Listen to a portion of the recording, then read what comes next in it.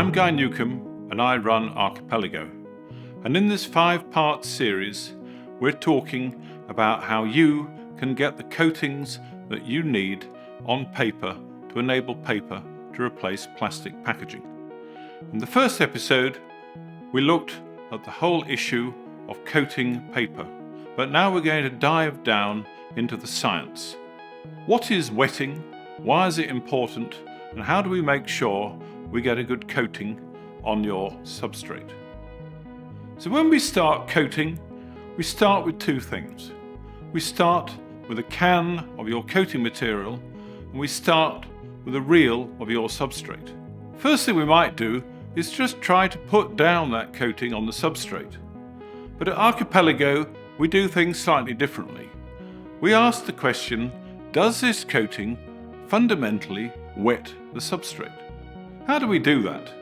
We start over here on this piece of equipment that Kishan is using.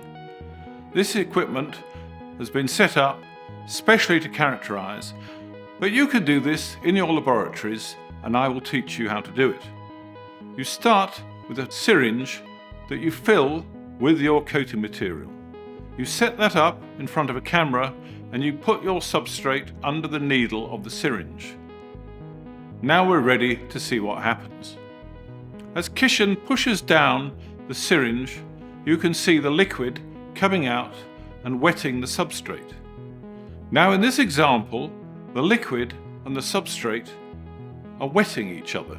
We can see that because the angle between the liquid and the substrate is very small. Now, let's look at a very different example where the liquid does not wet the substrate. A good example of this is having deionized water as the liquid and PTFE or Teflon as the substrate. Now, we do this every day when we cook with non-stick saucepans in our kitchens.